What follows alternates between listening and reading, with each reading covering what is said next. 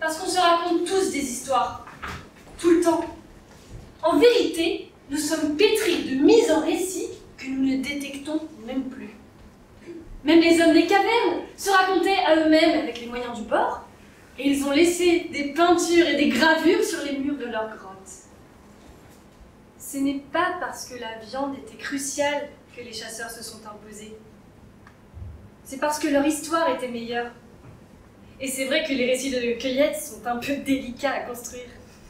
Si je vous raconte par exemple que j'ai passé ma journée dans les bois et que j'ai cueilli une érelle, ce n'est pas trépidant. Je peux bien sûr essayer d'y mettre un peu plus d'intensité. Aujourd'hui, j'ai cueilli une érelle.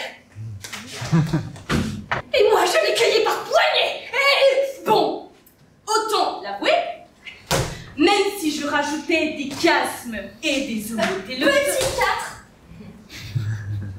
Figure chérie de Victor Hugo, le chiasme est un croisement uniquement en la répétition de syllabes à la fin des mots ou des phrases, ce qui crée des rimes internes et rapprochées. Et est-ce que je vous ennuie maintenant? Il y a de fortes chances que je vous ennuie. Là, bien sûr, il y a plus de chances que j'ai votre attention. Là, il y a de l'action, du conflit aéro. C'est formidable. Avant que vous vous en soyez rendu compte, les hommes et les femmes dans le coin d'Avoine sauvage ne sont plus que des éléments de la nouvelle histoire, appelés au service de la saga du héros. Maintenant, je vous propose de faire un petit bond de quelques milliers d'années pour s'intéresser à un autre type de récit. Je voudrais vous parler d'Aristote, et plus précisément de la poétique. En la relisant pour les besoins de ce livre, je me suis dit qu'Aristote ressemblait à une version démoniaque et dictatoriale de moi quand je donne un atelier d'écriture. Le schéma narratif de notre société ressemble à ça.